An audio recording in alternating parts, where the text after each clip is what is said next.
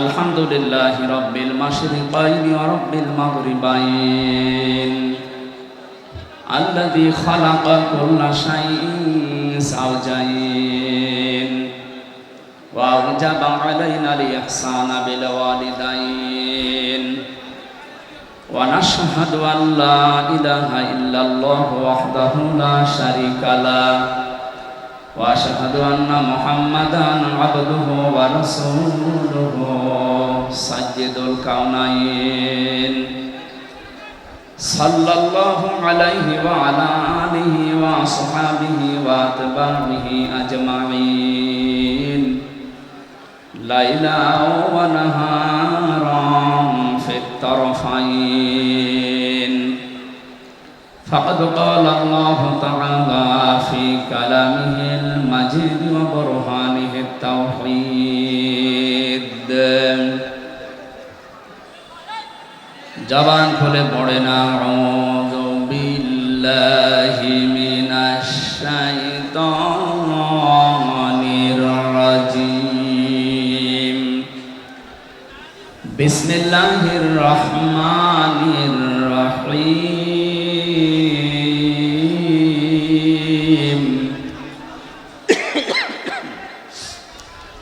وَلَقَدْ ذَرَأْنَا لِجَهَنَّمَ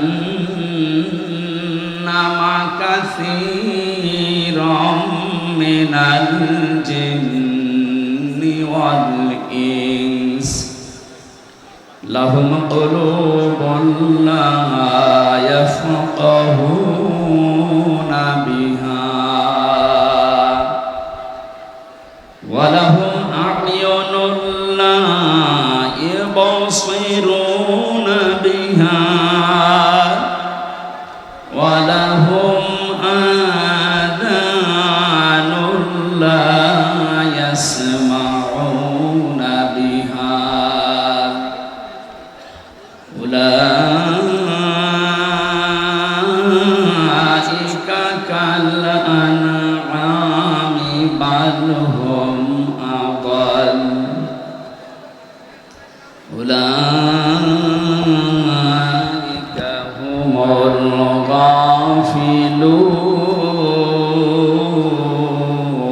الغافلون صدقت يا ربنا عن أبي هريرة رضي الله تعالى عنه قال قال النبي صلى الله عليه وسلم من قرأ القرآن فاستظهره فحل حلاله وحرم حرامه أدخله الله الجنة وشفعه في 10 من أهل بيته كلهم قد وجبت له النار رواه ابن ماجه وما زادهم إلا إيمانا وتسليما اللهم صل على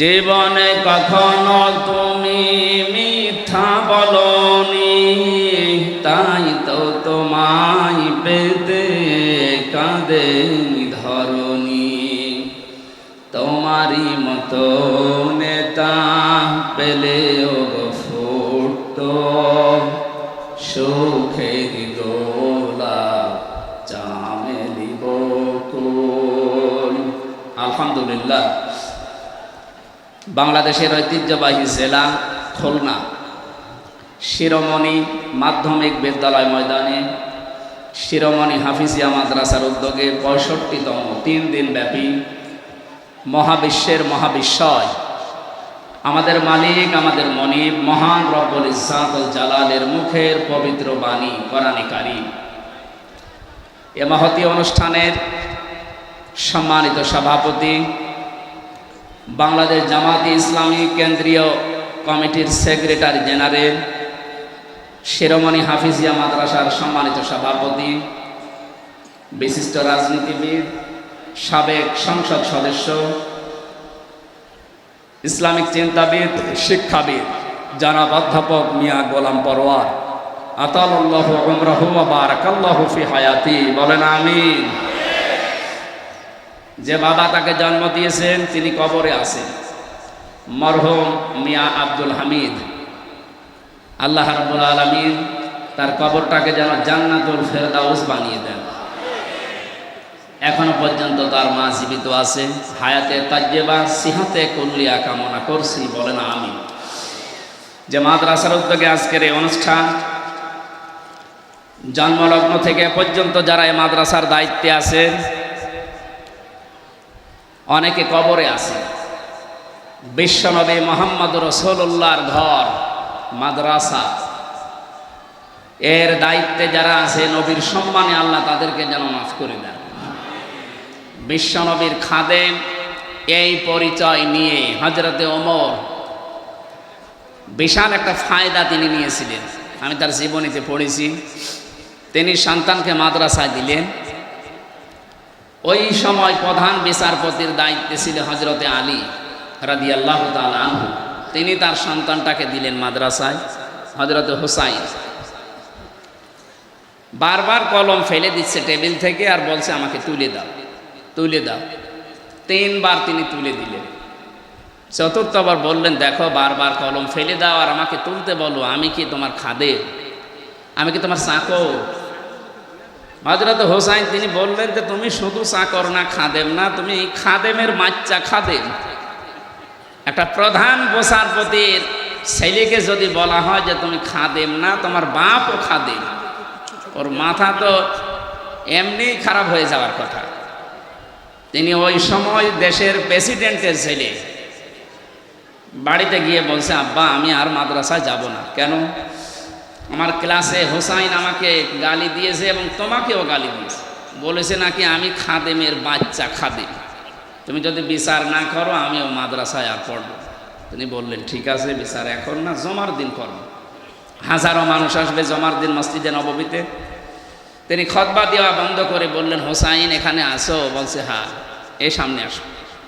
তুমি ক্লাসে সবার সামনে আমার এই ছেলেকে আব্দুল্লাহকে খাদেমের বাচ্চা খাদেম বলে গালি দিয়েছো, অপমান করেছো? বলছে হ্যাঁ। কেন করলে? হযরত হোসাইন বললেন, খলিফা বুকে হাত দিয়ে বলেন তো, আপনি কি আমার নানার খাদেম ছিলেন না? হযরত ওমরের কথা বন্ধ হয়ে গেছে, চোখ দিয়ে দর দর করে পানি ঝরছে। ডাক দিয়ে বলেন, নবীর সাহাবীরা বিচার হয়ে গেছে। ছোট মানুষ আব্দুল্লাহ তো বোঝে না, ডাক দিয়ে বলে, বাবা বিচার তো তুমি শুরুই করলে না, হয়ে গেল কি করে? হযরত ওমর বলে, সন্তান যে বিচার করেছি এটা দুনিয়া না, মরণের পরেও কাজে লাগবে। ও হুসাইন, তুমি যে কথাটা বললে এটা কি লিখে দিতে পারবে? আমি একটু দলিল চাই। ছোট মানুষ তো আবেগেই বলছে, নিয়ে আসেন খাতা কলম নিয়ে আসেন। কাগজ নিয়ে এসেছে, খেজুর পাতা। উনি লিখে দিলেন, ওমর আমার নানার খাদেম ছিল, আমি দেখেছি, ইতি হুসাইন ইবনে আলী। সই করে দিলাম, যান। কাগজটা হাতে নিয়ে হযরত ওমর চুমা খেলেন, চোখে মুখে লাগিয়ে বললেন, নবীর সাহাবীরা আমি যখন মারা যাব এই কাগজটা আমার কাফনের ভেতরে দিয়ে দিও। কিয়ামতে যদি আমার জীবনের কিছুই কবুল না হয়, আল্লাহ যখন আমাকে দাঁড় করাবে তার সামনে, জীবনে কিছুই যদি আল্লাহর ভালো না লাগে, তো কাগজটা তুলে আল্লাহকে দেখাবো, রব্বুল আলামিন দেখো তোমার নবীর নাতি লিখে দিয়েছে আমি নবীর খাদেম ছিলাম, এই ওসিলা হলেও তুমি আমাকে মাফ করে দাও। জান্নাতের গ্যারান্টি জীবিত অবস্থায় পেয়েছিলেন, তারপরও এই চিন্তা ছিল তার। নবীর এই ঘরের দায়িত্ব 65 বছর যারা পালন করছে, অনেকে কবরে আছে, ওরাও হযরতে ওমরের মতো একটা কিছু নিয়ে আল্লাহর সামনে দাঁড়াতে পারবে। এখন যিনি সভাপতির দায়িত্বে আছে, আল্লাহ যেন হযরতে ওমরের মতো তাকে এই ব্যবস্থা কিয়ামতে করে দেন। বলেন বলেন। এতক্ষণ যারা আলোচনা রাখলেন, আপনাদের এই জেলার সন্তান মাওলানা আবুল বাশার জিহাদি দামাত বারকাতুহুল আলিয়া, আমার সফর সঙ্গী হয়ে সারা দেশে আমার সাথে থাকে বিভিন্ন মাহফিলে। মাওলানা হুসাইন আহমেদ মাহফুজ চুয়াডাঙ্গা, মাওলানা রবিউল ইসলাম আপনাদের খুলনার সন্তান এখানে আছে, অনেক আলেম বসে আছে স্টেজে, আমি অনেকের নামও জানি না। আলেমদের হায়াতে তাজ্জেবা সিহাতে কল্লিয়া কামনা করছি। ওয়ারাফা'না লাকা যিকরাক, বলেন আমিন। গত 2 দিন এখানে যারা কথা বলেছিলেন বাংলাদেশের প্রথিতযশা আলেমে দিন, তারা বিশেষ করে ডক্টর আবুল কালাম আজাদ বাশার ভাই, এবং গতকাল কথা বলেছেন মাওলানা মনিরুজ্জামান। আল্লাহ আলেমদের কথাগুলো বাস্তবে প্র্যাকটিক্যাল লাইফে আমল করার তৌফিক দান করে। সামনে বসা মুসলমান ভাইরা, পর্দার আড়ালের সম্মানিতা মা এবং বোনেরা, প্রশাসনের ভাইরা, আমি আসার সময় যে গ্যাদারিং দেখলাম, মানুষ যে কি কষ্ট পাচ্ছে, আমরা এই জন্য বেশি সময় আপনাদেরকে কষ্ট দেব না। তাফসীর আকারে কিছু কথা বলার চেষ্টা চালাবো, আমার তাওফিক ইল্লা বিল্লাহ। যে আল্লাহ আমাদেরকে দয়া করে এখানে নিয়ে আসলেন, এটা আমাদের কৃতিত্ব না, আল্লাহর নিজের দয়া। সাবেক এমপি সাহেবকে এমপি বানাতে কমপক্ষে 3.5 থেকে 4 লক্ষ মানুষ লেগেছে, রায় লেগেছে, ভোট লেগেছে। কথা বলেন না কেন? এনারা নির্বাচিত করেছিলেন ওনাকে, উনি নির্বাচিত এমপি ছিলেন। আল্লাহ এই শব্দটা কোরআনে কারিমে সূরা তেলাওয়াত করলেন, আমার আগে যে কারি সাহেব উনি পড়ছিলেন। আমি ওই সময় মনে মনে ভাবছিলাম, আল্লাহ আমাদেরকে আজকে নির্বাচিত করেছে। আল্লাহ পাক বলেন, হুয়া জাতাবাকুম, তিনি আল্লাহ তোমাদেরকে নির্বাচিত করেন। খুলনাবাসী, আমি গতানুগতিক কথা বলি না, যা বলি ওখান থেকে শিক্ষা বের করি। খুব অ্যাক্টিভ হয়ে শুনবেন। নির্বাচিত করেন কে? লক্ষ লক্ষ নবী দুনিয়ায় এসেছে, লক্ষ কোটি মানুষ আল্লাহ দুনিয়ায় পাঠিয়েছে, আদমের সন্তান। কিন্তু বিশ্ব নবীর উম্মত হওয়ার জন্য সবাই নির্বাচিত হয়নি, আল্লাহ আমাদেরকে নির্বাচিত করেছে। কথা বলেন না কেন? অন্তত এই শিরোমণি এবং এই ডমরিয়া ফুলতলা মিলে 3.5 থেকে 4 লাখ মানুষ বাস করে, ভোটার শুধু। বাকি আরো 4 লাখ যদি ধরেন, তাও 8-9 লাখ হবে। এতগুলো মানুষের ভেতর থেকে মাত্র এই লক্ষাধিক মানুষকে আল্লাহ নিয়ে আসলেন। এতে বোঝা যায় আল্লাহ আমাদেরকে নির্বাচিত করেছেন। এবার জবাব দেবেন বোঝা শোনার পর। নির্বাচিত করা হয় যে পদ্ধতিতে, ওর নাম নির্বাচন। ওর নাম কি? বলেন বলেন। নির্বাচন ছাড়া যদি কেউ নির্বাচিত হয়, ওটা কি বৈধ না অবৈধ? আরে ভাই, আল্লাহ তো নির্বাচিত করেন। অথচ 15.5 বছরে দুঃখজনক হলেও সত্য, নির্বাচন পদ্ধতিটাই নষ্ট করে ফেলেছে। তারপরও 4-5 দিন উনি বিভিন্ন দেশের মোড়লদের কাছে কথা ছড়াচ্ছে যে আমি নির্বাচিত সরকার ছিলাম, আমাকে জনগণ উৎখাত করিস। এটা দাহা মিথ্যা কথা। আপনি যদি শয়তানকেও জিজ্ঞাসা করেন যে 15.5 বছর যারা ছিল ওরা কি নির্বাচিত, শয়তান বলবে ভণ্ডামি করার জায়গা পান না। শয়তানও বিশ্বাস করবে না। আপনি যদি ঘোড়াকে জিজ্ঞাসা করেন যে 15.5 বছর যারা ছিল তোমার তো কিছুই নেই, অন্তত একটু মাথা নাড়াও যে এরা কি নির্বাচিত ছিল, ঘোড়া দাঁত বের করে হাসবে। বলে কি? অথচ আমরা একটা হাসির মুখে এই কথা শুনতে পাচ্ছি, উনি সারা বিশ্বের বিভিন্ন মোড়লদেরকে বলছে আমি নির্বাচিত ছিলাম। আর নির্বাচনে তো হয়নি, আপনি নির্বাচিত হইলেন কি করে? নির্বাচনের আগে যেখানে 154 জন হয়ে যায় এবং দিনের ভোট যেখানে রাতে হয়ে যায়, এটাকে আমি বানিয়ে বললাম। আমার সাথে এক ওসি ছিল, আমি নাম নিলাম, নুসরাত হত্যা মামলার এক ওসি ছিল। উনি আমার একদিন বসে, হুজুর তাওবা করেন কিভাবে বলেন তো? আমি বললাম যে তাওবার এই যে এই নিয়ম আছে কোরআনে হাদিস। উনি আমারে বলছে আপনি আমার তওবাটা শোনেন। ঠিক আছে বলেন। যে এই যে নির্বাচন গেল, আমি আমার দলবল যা আছে তাদেরকে নিয়ে রাত 12টার পরে আল্লাহর নামে ভোট কাটা আরম্ভ করলাম। এইভাবে কোরআন শরীফ আমার সামনে এইভাবে বলছে, আমি আল্লাহর নামে করলাম। ফজর পর্যন্ত কাজ কমপ্লিট করে বাক্স ভর্তি করে পাঠিয়ে দিলাম। এবার আমি গোসল করলাম, ওযু করলাম, 2 রাকাত নামাজ পড়লাম, এরপরে বললাম আস্তাগফিরুল্লাহ। হুজুর আমার এই তাওবা কি হয়েছে? আমি বললাম কি তাওবা বলে? আপনি কি দোষ আল্লাহর কাছে করেছেন যে আল্লাহকে বলছেন আস্তাগফিরুল্লাহ? আপনি দোষ করেছেন হামজার কাছে। আমার মতো 3.5 লাখ 4 লাখ হামজা এই রায় দেওয়ার কথা ছিল, আপনি নিজেই দিয়ে দিলেন। এই কথা বলছেন কেন? এটা কি শুধু ওসি একা দিয়েছে না সারা দেশে অবস্থা এক? তাহলে আপনি দিনের ভোট রাতে করে ফেলেছেন, তারপরও বলেন আমি নির্বাচিত। আপনার লজ্জা করেন না? লজ্জা তো নেই, করবে কি? এক ছেলে এসে কাঁদছিল বাবার কাছে, এই কাঁদিস কেন? কথা বলছে না। কাঁদিস কি? বলবি তো, মন খারাপ কর, বল কাঁদিস কি, সমস্যা কি? রেজাল্ট দিয়েছে। রেজাল্ট দিয়েছে তো বললেই তো হয়, তুই ফেল না পাস? যা আব্বা ফেল করলে তো কথা ছিল, ছিলাম 5-এ, নামিয়ে দিয়েছে 3। এখন আমার 5-এ উঠতে আর 2 বছর লাগবে। আপনি যা করিয়ে গেলেন, আমি বাকিটা না নাই বললাম, কি বলবো আর? আপনি 5-এ ছিলেন, 3 নেমে গেছেন। আজকে বাংলাদেশের অবস্থা এই, আপনার আর 5-এ নেই। এখন 5-এ উঠতে আপনাকে এখনো 2 বছর পড়াশোনা করা লাগবে। সুতরাং নির্বাচনের এই ব্যবস্থা যারা ধ্বংস করে দিয়েছেন, নষ্ট করে ফেলেছেন, আমরা অন্তর্বর্তীকালীন সরকার যারা আছে আহ্বান জানাই দেশের জনগণ, বেশি সময় না নিয়ে খুব তাড়াতাড়ি অল্প সময়ের ভেতরে একটা সম্মানজনক সময় নিয়ে একটা নির্বাচনের মাধ্যমে নির্বাচিত সরকারের হাতে দেশটা তুলে দিন। তাহলে যে ষড়যন্ত্রগুলো চলছে এগুলো অটোমেটিক বন্ধ হয়ে যাবে। আর যদি এভাবে থাকে, ওরা নতুন নতুন ইস্যু তৈরি করে আবার এই দেশটাকে ঘোলাটে করবে। আমরা এই ঘোলা পানিতে আর মাছ শিকার করতে দেব না ইনশাআল্লাহ। সুতরাং নির্বাচিত হয়ে আমরা এখানে বসে আছি, আল্লাহর নির্বাচিত। কার? মাইয়ুরিদিল্লাহু খায়রা ইউফাক্কিহু ফিদ্দীন। আল্লাহ যার কল্যাণ কামনা করেন তাকে দ্বীনের জ্ঞান দান করেন। এখানে এসেছে আজকে দ্বীনের কিছু পাওয়ার জন্য না। সুতরাং দল মত নির্বিশেষে, এটা শুধু যারা জামাত ইসলাম করে, যারা চরমনাই পীরের মুরিদ, যারা হেফাজত ইসলাম, তাদের অনুষ্ঠান না। এটা মানুষ পদবাচ্যে যারা বিবেচিত তাদের এই অনুষ্ঠান। এই জন্য সব ধরনের মানুষ এখানে আছে। কথা বলে না কেন? কোরআনে কারিমে আল্লাহ তাই দিয়েছেন, হাদা বায়ানুল লিন্নাস। এটা মানুষের জন্য বর্ণনা। কোন মানুষ? এই যে লিন্নাস, এখানে আলেম আছে যারা, তাদেরকে বলছি, লাম শব্দটা আরবি গ্রামার অনুযায়ী 19টা অর্থে ব্যবহার হয়, আর বালাগাত নাম থেকে ব্যবহার হয় 13টা অর্থে। এখানে 9 নম্বর অর্থ আছে বালাগাত নাম থেকে। আমি পড়েছিলাম আলেমে থাকতে, আমি দেখেছি লাম ব্যবহার করা হয় জীবিত মানুষদের জন্য। কাদের জন্য?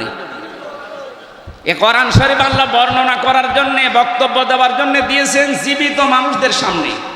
কাদের সামনে? দুঃখজনক হলেও সত্য, 15.5 বছরে আমরা জীবিত মানুষদেরকে কোরআন শোনাতে এই খুলনায় পারিনি। বলেন যে কেন এইগুলো অনুষ্ঠান হতো না? আমাদের কানে কানে এমন কথা বলা হতো যে মানুষ মরে গেছে, এরকম কথা বলে। এই খুলনায় বহুবার আমি কুষ্টিয়া থেকে আসার চেষ্টা চালিয়েছি, আপনারা আসতে দেননি। যারা দেননি, কোরআনে কারিমের এই অনুষ্ঠানগুলোতে বাধা দিয়েছেন, আপনি বিশ্বাস করতে পারেন আপনি কাফের।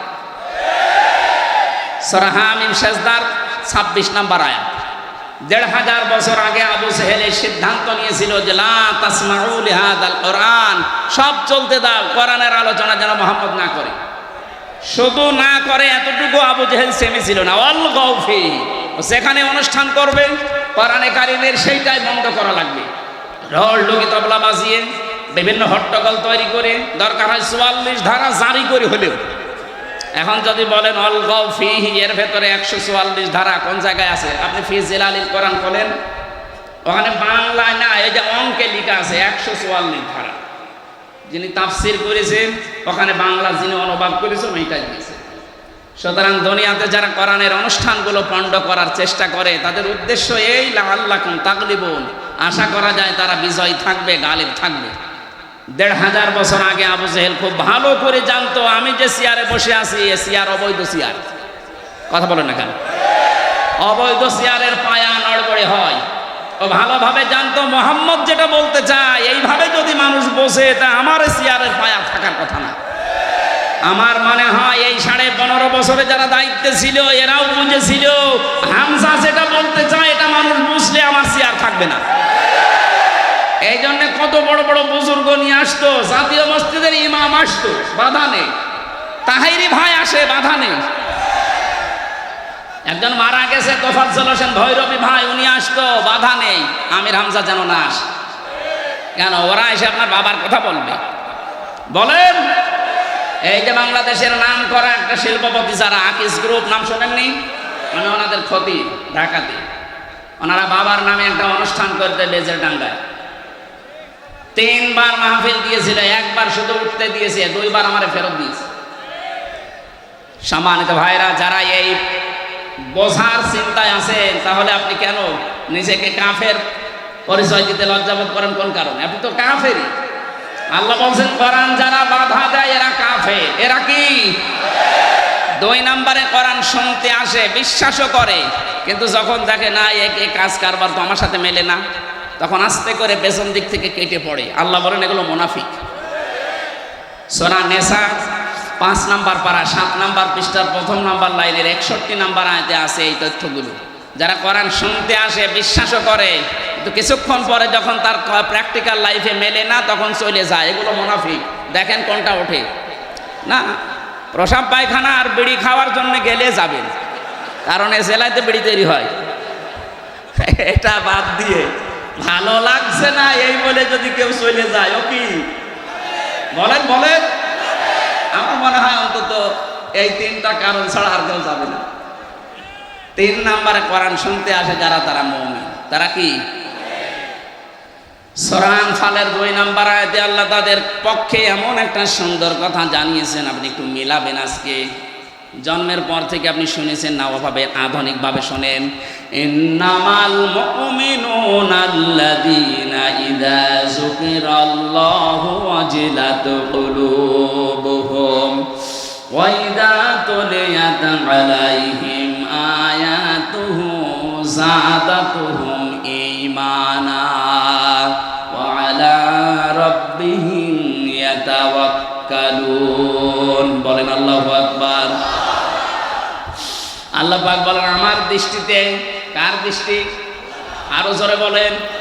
আপনি নিজের সাথে এবার মিলাবেন। খুলনা বিভাগের মানুষেরা আমরা নিজেদেরকে সবচাইতে বেশি ভালোবাসি অন্যান্য বিভাগের চাইতে, কারণ এই বিভাগে আমার জন্ম। আমি খুলনার, নিজেদেরকে বাইরের যখন জেলাতে যাই, বাইরের দেশগুলোতে, বাড়ি কোথায়? হয়তো কুষ্টিয়া, চুয়াডাঙ্গা, মেহেরপুর বলে চেনে না, এই জন্য খুলনা বলা লাগে। আমি আপনাদের সন্তান হিসাবে ভালোবাসা আপনাদের উপরে বেশি আছে, এই দাবি নিয়ে বলছি। আমি চাই না আপনি জাহান্নামী হয়ে যান। আপনি মিলান তো। আল্লাহর দৃষ্টিতে মুমিন তারা যাদের সামনে আল্লাহর নামগুলো উচ্চারণ হলে তাদের কলিজা কেঁপে ওঠে। ভয়ঙ্কর কাজ করেছে আপনার এই জেলার। এখানে বাড়ি, আমি নাম শুনেছিলাম রিমান্ডে থাকাকালীন, ইমরান হোসেন ইমন নাকি যেন নাম, শেখ ইমরান হোসেন ইমন। এই মানুষটা যাদেরকে নিয়ে আসতো অফিসার হিসাবে, তারা আল্লাহর পর্যন্ত ভুল ধরত। এই যে আকিস সাহেবের বড় ছেলে যেটা ডাক্তার শেখ মহিউদ্দিন সাহেব, 4 বিয়ে করেছেন, হারাম কাজ করেছেন। বলেন। কোরআনে কারিমে তো আল্লাহ 2 2 3 3 4 4 নাম দিয়েছে, যে 4টা পর্যন্ত বিবাহ করতে পারো। তো ওনার সামর্থ্য আছে শারীরিক এবং অর্থনৈতিক। উনি যদি ইনসাফ কায়েম করতে পারে তো ভালো কাজ করেছে। কথা বলেন না কেন? আরো উদ্বুদ্ধ করবে কিনা, আরো ধন্যবাদ জানাবে। ওনার উদাহরণ টেনে বলতো, আপনি যেখানে চাকরি করেন ওই মালিক 4 বিয়ে করেছে, উনি হারাম কাজ করেছে। আল্লাহ কিভাবে একটা পুরুষকে 4টা বিয়ের অনুমতি দেয়, একজন মহিলাকে কেন দেয় না? আল্লাহর ভুল ধরে। এই লোকটা যদি চেষ্টা করতো, যেহেতু উনি এডিসি ছিল, চেষ্টা করলে আমাকে অনেক কিছু থেকে সেভ করতে পারতো। তো বিপদে পড়ার জন্য যা লাগে উনি আরো তাই করেছিল। আল্লাহর নাম শুনলে উনি জানতো যে আমি কোরআনের হাফেজ। আমি সব সময় ওই মাটির নিচে যে ঘরে আমাকে রেখে দিয়েছিল, সব সময় আমি ওই রিমান্ডে থাকাকালীন শুধু কোরআনই নিয়ে পড়তাম, কারণ অন্য কিছু তো নেই। উনি দেখতো যে লোকটা সারাদিন সারা রাত বসে বসে আল্লাহর কোরআন পড়ছে। আল্লাহর কথাগুলো শুনলে ওর ভেতরে ঈমান থাকলে ভেতরে কাঁপ ধরবে। অজিলাত কুলুবুহুম, কাঁপ ধরা দূরের কথা, এই মানুষগুলোর বৃদ্ধি আরো বেড়ে যেত। মনে হচ্ছে কিয়ামত পর্যন্ত ক্ষমতা থাকবে। কিছু কিছু মানুষের নাম আমি বলতাম থোড়াই কি আর, বলছে ওরা না, সরাসরি যদি প্রধানমন্ত্রীও বলে তাও তারে মানি না, এরকম কথা বলতো। আল্লাহ এই জন্যই এমন অপমান করেছে, ওর বাবা এখন ছেলে, ও এখন পালিয়ে বেড়াচ্ছে। অপমান এখনো হয়নি, আরো অপমান করবে। আপনি আল্লাহর বিরুদ্ধে অবস্থান নিয়েছেন। আল্লাহর কথা বললে যাদের অন্তরে কাঁপ ধরে না, আল্লাহর কোরআন শুনলে যাদের ঈমান বৃদ্ধি হয় না, বুঝতে হবে তাদের আল্লাহর দৃষ্টিতে মুমিন হওয়া এখনো সম্ভব হয়নি। আপনি আল্লাহর দৃষ্টিতে মুমিন হবেন ওই সময় যখন দেখবেন আল্লাহর কোরআন পড়লে আপনার ঈমান আরো বেড়ে যাচ্ছে। প্রশ্ন আসতে পারে, আমার ঈমান যে বেড়ে যাচ্ছে আমি বুঝবো কি করে? হ্যাঁ, কায়দা আছে।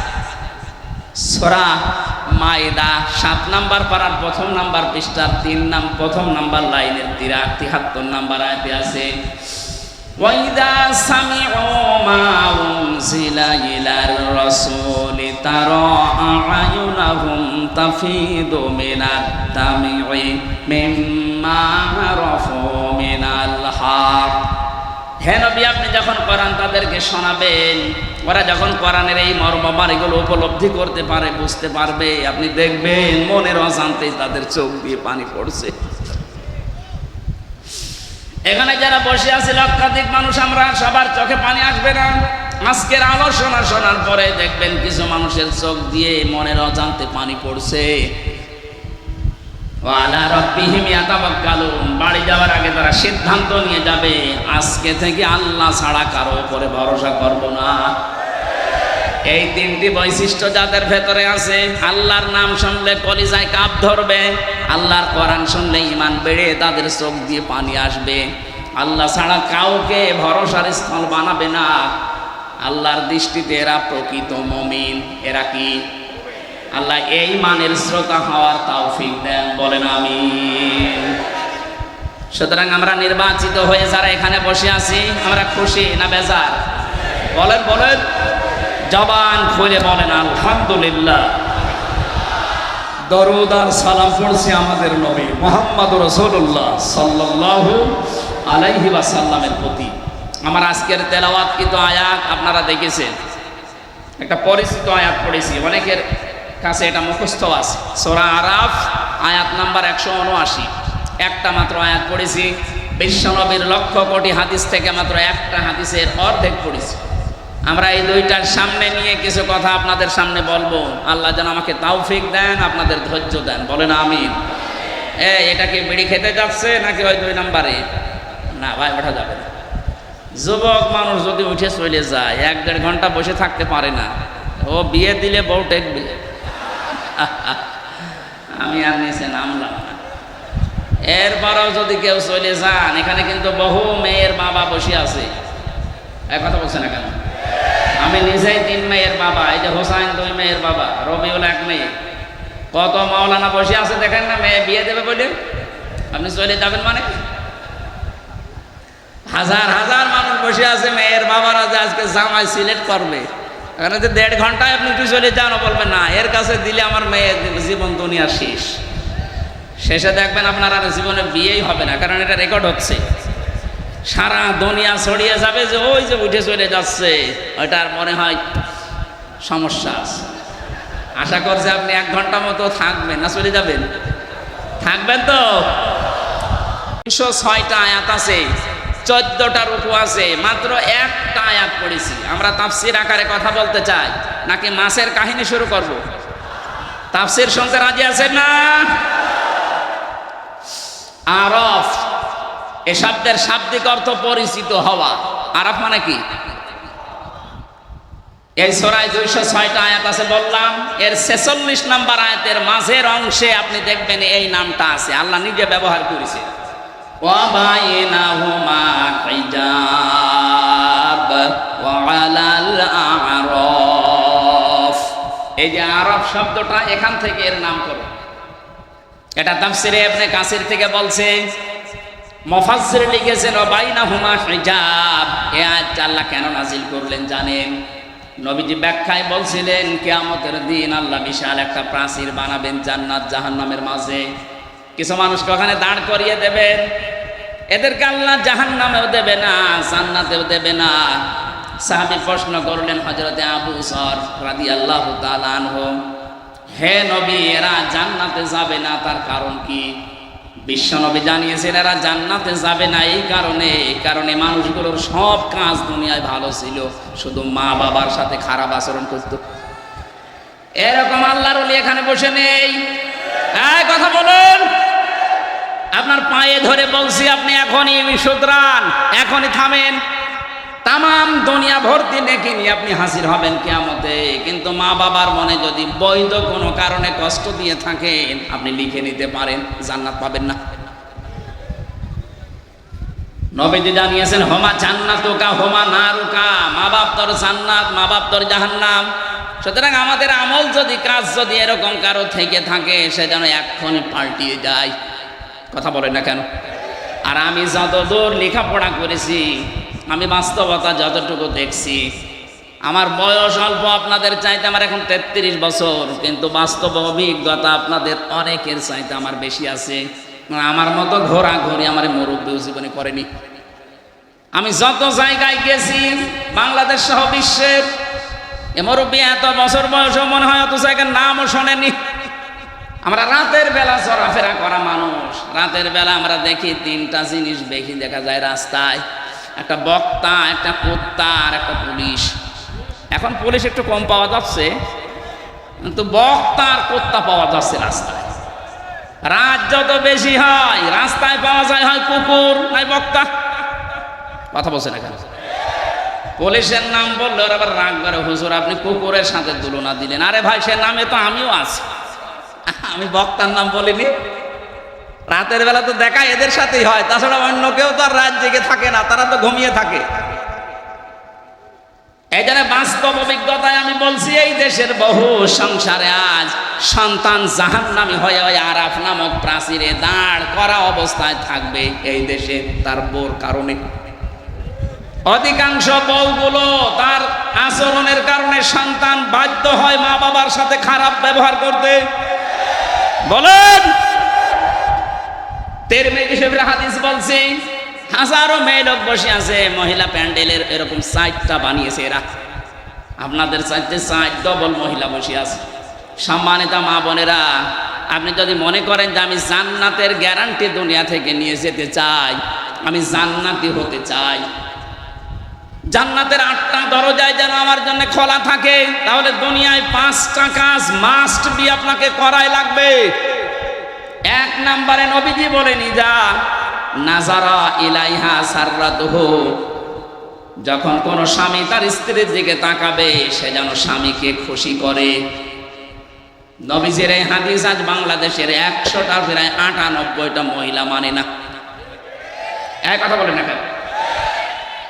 সারাদিনের পরিশ্রান্ত শরীর নিয়ে বাড়িতে আসবে, আল্লাহর কোরআনের ঘোষণা ছিল, আমিন আয়াতিহি আন খালাকালাকুম মিন আজওয়াজিকুম লিতাসকুনু ইলাইহা ওয়া জাআলা বাইনাকুম মাওয়াদ্দাতাও ওয়া রাহমা ইন্না ফী যালিকা লাআয়াতিন লিকাওমিন ইয়াতাফাক্কারুন। সূরা রুমের 21 নম্বর আয়াতে আছে, এটা 21 নম্বর পারার 5 নম্বর পৃষ্ঠা 7 নম্বর লাইনে পাবেন, তাফসিরে ফি জিলালিল কোরআনে আছে। রব্বুল আলামিন বলেন, আমার যত নিদর্শন দুনিয়াতে আছে, এর ভেতরে অন্যতম নিদর্শন এই, আমি তোমাদের থেকে তোমাদের জোড়া বানিয়েছি স্ত্রীদেরকে, যেন তোমরা শান্তি স্বস্তি এবং নিরাপত্তা সেখানে খুঁজে পাও। তো বাস্তবে আমরা হাজারো স্বামী আজ স্ত্রীর কাছে এই রেসপন্স, এই সম্মান এগুলো না পাওয়ার কারণে বাধ্য হয়ে অন্য জায়গায় লাইন করি। ও বলছে ঠিক, করোনার মানুষ তো বদনাম করে ফেলবে দেখছি। সম্মানিত মা বোনেরা, আপনার স্বামী এখানে বসে আছে, এই ক্যামেরা ওইদিকে মারো তো, যেটা ঠিক বললো, দেখেন ওর স্ত্রী কি বলে। আজকে আপনার ভাত বন্ধ হয়ে যাবে। আমার দিকে ঘোরানো আছে, আমরা কয়েকজন ঝামেলায় আছি, আপনাদের অসুবিধা নেই না। যখন বলেই ফেলেছেন মুখ ফুটে, আমার মনে হয় এরকম কিছু হচ্ছে। স্ত্রীর পক্ষ থেকে এই রেসপন্স, এই আগ্রহ, এই ভালোবাসা, মায়া মহাব্বত না পাওয়ার কারণে আজ পরকীয়া প্রেম দিন দিন বেড়ে যাচ্ছে। এজন্য স্বামী যখন বাইরে থেকে আসবে, আপনি যদি জান্নাতি মহিলা হতে চান, প্রথম নম্বরে আপনার কাজ হবে তাকে আনন্দ দেওয়া। সাররাতুহু ইদা নাজারা ইলাইহা সাররাতুহু, তাকে আনন্দ দেওয়া। সে যেভাবেই হোক, সাজগোজ করে হোক, কথাবার্তা দিয়ে হোক, আবেগ অনুভূতি দিয়ে হোক, দরকার হয় কাতুকুতু দেবেন, কি অসুবিধা? কোনো অসুবিধা নেই। স্বামীকে যদি কাঁতো কতো দেওয়া লাগে তাও দেবেন, ও যেন হাসে। 2 নাম্বার ইদা গাবা আনহা হাফিজাতুহু, যখন আপনার স্বামী বাইরে থাকবে ওই সময়টা নিজের শরীর, নিজের সম্ভ্রম, ইজ্জত আপনি হেফাজত করে রাখবেন। দুঃখজনক হলো সত্যই যে এখন বিভিন্ন নেতারা ধরা পড়ছে, এদের নাকি রাতের বেলা ঘুম পাড়ানোর জন্য আলাদা মানুষ লাগতো। বলেন নাউজুবিল্লাহ। যারা এসে এদেরকে ঘুম পাড়াতো এরা কারো না কারো বউ। এই কথা বলেন না কেন? আমি নাম ধরি না সহজে, যা দেখতে পাচ্ছি বাধ্য হওয়া লাগছে এদের চরিত্রের বর্ণনা দিতে। এটা মানুষের চরিত্র বলে। নবীজি 3 প্রকার মানুষকে সবচাইতে বেশি লানত দিয়েছেন। তার 1 নম্বরে যারা বুড়ো জেনাখোর। আরে 15.5 বছরে আমার মনে হয় বুড়ো জেনাখোর বেড়ে গিয়েছিল। 75, 80, 85 বছর বয়স, শরীর চলে না, বাকিটা বললাম না। কথা বলেন না কেন? এখন বের হচ্ছে না। তারা সম্মানিত মানুষের জন্য তাদের নাম নিলাম না। কি চরিত্র আপনার! চেহারা দেখলে কাকের মতো মনে হয়, অথচ মুখের জেনা, হাতের জেনা, কলবের জেনার বাকি জেনা আমি নাই বললাম। এগুলো সব এখন বের হচ্ছে। কথা বলেন না কেন? যারা আপনাকে ঘুম পাড়িয়ে রাত 12টা, রাত 2টায় বাড়ি যেত, এরা কারো না কারো বউ। বলেন না কেন? এরা কোনোদিন জান্নাত পাবে? ইদা গাবা আনহা হাফিজাতুহু, স্বামী যখন থাকবে না নিজেকে আপনি পরিশুদ্ধ করে রাখবেন। এটা জান্নাতি মহিলাদের নিদর্শন। এটা হাজারো মেয়ে লোকের ভেতরে পাওয়া যায় না। স্বামী বাইরে গেলেই উল্টা পাল্টা মোবাইল নাম্বারে কল দিয়ে এমন এমন কথা বলে, সংসার ভেঙে যেতে শেষে বাধ্য হয়। কথা বলে না কেন ভাই? 3 নম্বরে বিশ্ব নবী জানিয়েছেন ওয়া তুইনু আলা দীনি যাওজাতিহা, তোমার স্বামী যখন বাইরে দিনের কাজ করবে, এই মহিলা নেককার হলে তাকে সাহায্য করবে। আমার মনে হয় যতটুকু আমি দেখেছি, একামতে দিন যারা এদেশে কায়েম করতে চায় তাদের স্ত্রীগুলো অন্তত এটা একটু মেনে চলছে। আর বাকি যেই বলেন, সে পীর হোক আর ক্ষীর হোক আর আলেম হোক, অধিকাংশ যারা একামতে দিনের এই কনসেপ্টটা নিজের ভেতরে আনতে পারে না, তাদের পরিবারে 100 ভাগে 98 ভাগ অশান্তি। আপনি খোঁজ খবর নিয়ে দেখবেন। আমি যতটুকু পেয়েছি এটা বললাম। সম্মানিত মা বোন যারা এসেছেন, আপনার স্বামী যদি মানব কল্যাণমূলক কোনো কাজে থাকে, যদি দিনের কাজ করে, দিন প্রসারে, দিন কায়েমে, যে কাজেই থাকবে, আপনি তাকে খাদিজার মতো সাহায্য করবেন। কথা বলেন না কেন? কিয়ামতের ময়দানে খাদিজাতুল কুবরাকে যেমন জান্নাতের দরজাগুলো ডাকতে থাকবে, আপনাকেও না নিয়ে যাবে না। তার জীবনী পড়লাম গভীর রজনীতে, হযরতে খাদিজাতুল কুবরা রাদিয়াল্লাহু তাআলা আনহা দরজার সাথে হেলান দিয়ে ঘুমিয়ে আছেন। মুহাম্মদ রাসূলুল্লাহ আসলেন, একটা মাত্র ডাক দিয়েছেন, খাদিজা। দরজা খুলে গেছে। ডাক দিয়ে বলে, স্ত্রী এত রাত হয়ে গেছে, ঘুমাওনি? হযরতে খাদিজা বলে, হে রাসূল, আপনি দিনের দাওয়াত নিয়ে বাইরে থাকেন, 24 ঘন্টা আমি আতঙ্কে থাকি, কাফেররা না জানি কি আপনার উপরে কি করে ফেলে। যতক্ষণ বাড়িতে না আসেন আমার ঘুম হয় না। এরপরও যদি আমার ঘুম লেগে যায়, চিন্তা করি আমি আরামের বিছানায় ঘুমাবো। আপনি দিন প্রসার করে এসে রাতের বেলা আমাকে ডাক দিতে দিতে হয়রান হয়ে যাবেন, আপনি কষ্ট পাবেন দাঁড়িয়ে থাকতে। এজন্য আমার কষ্ট হলেও আমি এই জ্বালানা দরজার সাথে লাগিয়ে নিজের পিঠকে হেলান দিয়ে ঘুমাই। নবীজি হযরতে খাদিজাকে বুকের ভেতরে জড়িয়ে নিলেন, কপালে গালে চুমা দিলেন, ডাক দিয়ে বললেন, খাদিজা, আগামী দিন থেকে এরকম আর করবা না। খাদিজাতুল কুবরা ওই দিন নবীজিকে বলেছিলেন, হে আমার স্বামী, আমি একটা বিষয়ের গ্যারান্টি চাই। কি বিষয়? কবরে আমাকে যখন রাখা হবে, আমি আপনার মুখ থেকে কবরের বর্ণনা শুনেছি।